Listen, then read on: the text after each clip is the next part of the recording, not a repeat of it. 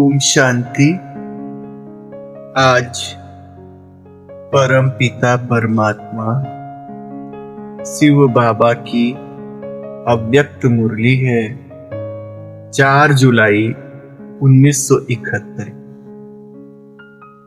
आज की मुरली में बाबा हम बच्चों को मुश्किल याद को सहज याद बनाने की विभिन्न युक्तियां बता रहे हैं। याद की सहज विधियों का वर्णन कर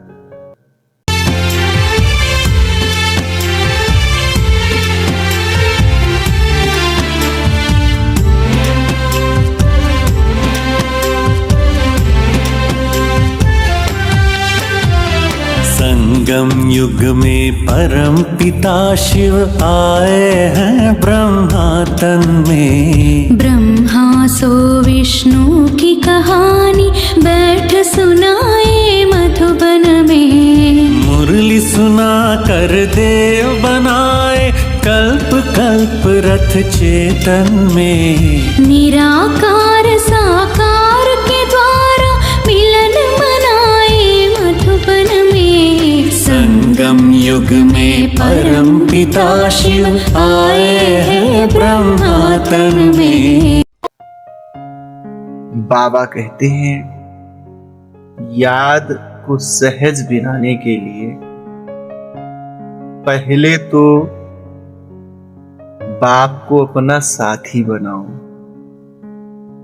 स्वयं को अकेले नहीं समझो, कंबाइंड रूपधारी बनो, बाप सदा साथ ऐसा समझो। तो जब बाप को साथी बनाओगे तो 2 फायदा। एक तो क्योंकि वो साथी है तो उसे भूलोगे ही नहीं, और दूसरा ये होगा क्योंकि बाप आपके साथ ही है तो आपके हर कार्य, आपकी हर भूमिका बहुत ही शक्तिशाली ढंग से होगी। बाबा कहते हैं हर कर्म करते समय यदि स्वयं को अकेला नहीं बल्कि बाप को साथी समझो तो एक तो बाप की याद सहज हो जाएगी और दूसरा कर्म में डबल फोर्स बढ़ जाएगा। जैसे एक छोटा बच्चा अपने पिता के साथ होता है और कोई बड़ा बोझ उठाना होता है, अकेले नहीं उठा सकता, लेकिन उसका पिता उसका सहयोग करता है तो वो बड़ा से बड़ा बोझ भी उठा लेता है। ठीक इसी प्रकार से बाबा भी कहते हैं कि बच्चे आप बाप को सदा साथ लेकर चलो। इसी को कहते हैं हैंड इन हैंड, हाथ में हाथ देकर चलना। तो पहला तरीका बताया, जो लोग शिकायत करते हैं कि हमारा योग नहीं लगता, योग नहीं लगता, उनके लिए है पहला तरीका कि आप बाप को सदा साथी बनाओ। साथी बनाते ही नहीं। दूसरा तरीका है कि सारे विकल्प खत्म कर दो, सारे रास्तों को ब्लॉक कर दो। अगर एक भी रास्ता है इधर उधर तो बुद्धि वहां जाएगी। इसलिए जितने भी मानवीय संबंध हैं, मानवीय इच्छाएं हैं, माया का आकर्षण है, उन सारे रास्तों को बंद करो। बुद्धि माया के तरफ जा रही है, लौकिक संबंधों में भटक रही है, भिन्न भिन्न चीजों में भटक रही है, तो बाप कहां से याद आए? तो बाबा दूसरी विधि बताते हैं, रास्तों को ब्लॉक करना।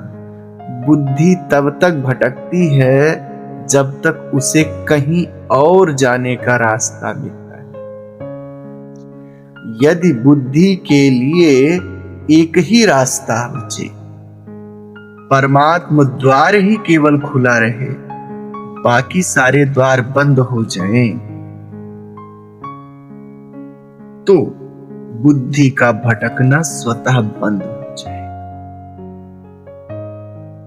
तो ये दूसरी विधि बाबा ने बताई। तीसरी विधि में लोग शिकायत करते हैं कि जब हम योग में बैठते हैं, याद में बैठते हैं, तो बुद्धि में व्यर्थ संकल्प आने लगते हैं,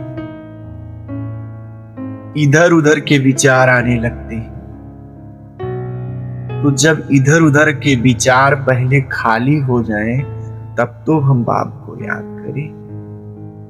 तो बाबा कहते हैं कि बाप को याद करने को अथवा खाली करने की, किसी बर्तन को खाली करने के दो तरीके। एक है कि पहले उसे खाली कर दो, फिर दूसरा भरो, और दूसरा है कि भरने लगो तो जो नीचे की चीज है अपने आप वो निकल जाएगी उफल करके। तो बाबा कहते हैं कि पुरुषार्थी अक्सर यही शिकायत करते रहते हैं कि पुराने संस्कार और व्यर्थ संकल्प छोड़ते ही। तो बाबा इसके लिए एक बहुत ही मनोवैज्ञानिक और सहज युक्ति बताते हैं। भरते जाओ तो पुराना स्वतः निकल जाएगा।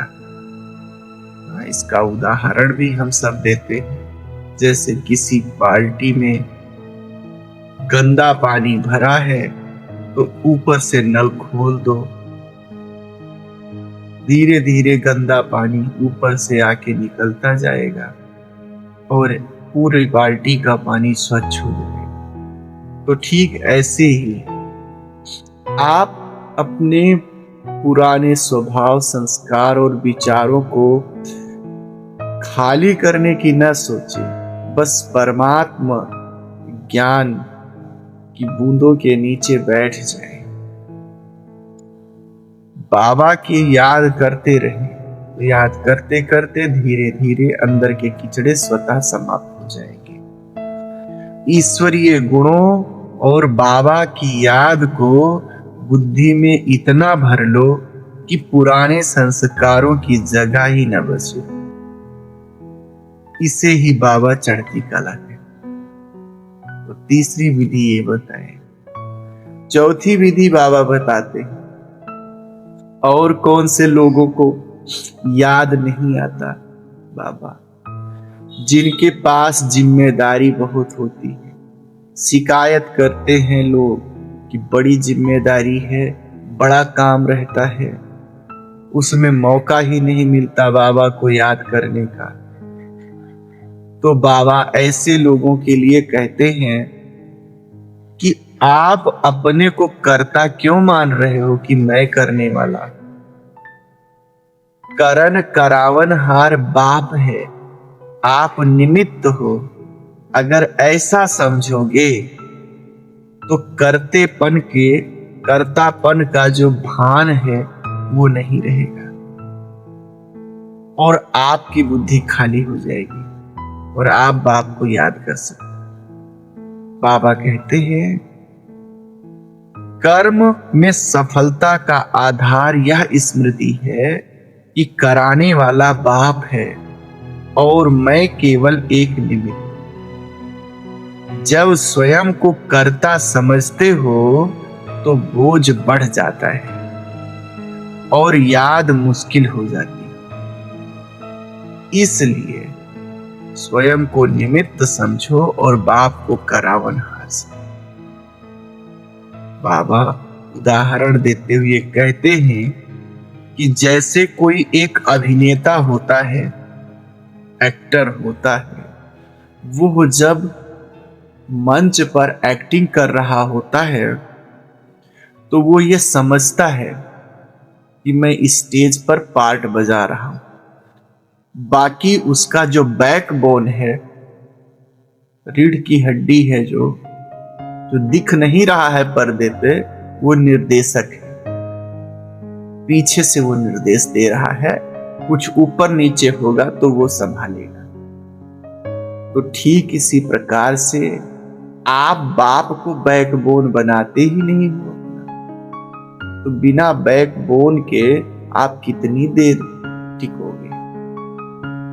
आपके शरीर से रीढ़ की हड्डी निकाल दी जाए तो आपका अस्तित्व ही खत्म हो जाएगा।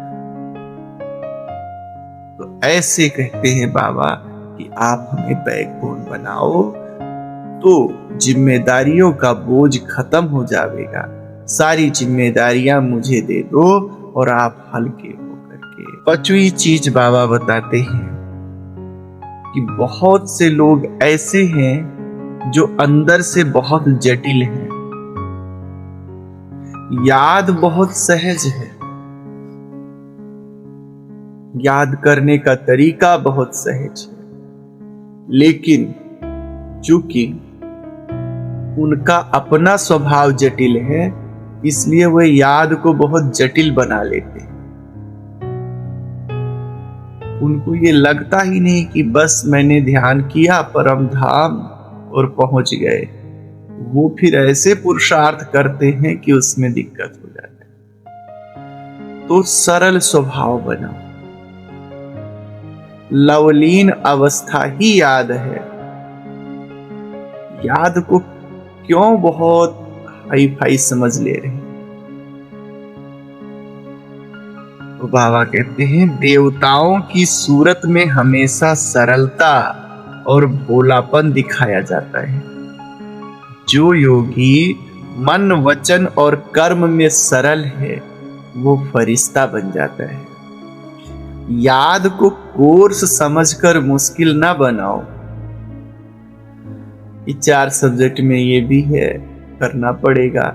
उसको काम नहीं समझो, बल्कि जीवन का हिस्सा समझकर उसे अपनी नेचर बनाओ। याद युद्ध नहीं है कि आप बैठे हो और व्यर्थ संकल्पों से युद्ध करो। युद्ध नहीं है कि आप बैठे हो और मैं परम धाम जा रहा हूं, मैं सूक्ष्म तन जा रहा हूं, आप संकल्प ये कर रहे हो और बुद्धि उधर जा नहीं रही है, तब तो आप लड़ाई में पड़ जाओगे। तो याद युद्ध नहीं है, लवलीन स्थिति है। आप जब बैठते हैं तो लवलीन होके बैठ जाओ, वही याद। नेचुरल बनाओ। हर सेकंड सत्संगी बनकर रहना ही योग। एक बाप के साथ में हर सेकंड रहना, सदा उसके साथ रहना ही योग है। ऐसे बाबा कहते हैं कि ऐसा समझो कि परमात्मा पिता छत्र छाया है, छाता है।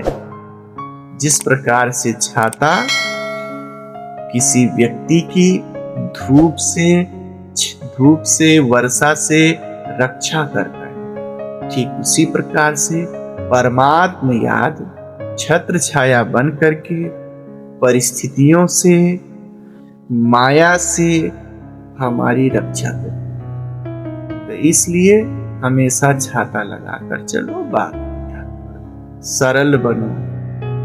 जब आपका स्वभाव सरल हो जाएगा, सहज हो जाएगा, तो योग ही नहीं हर काम सहज हो जाएगा। ऐसे बाबा बताते। Om Shanti. Om Shanti. I'm a peaceful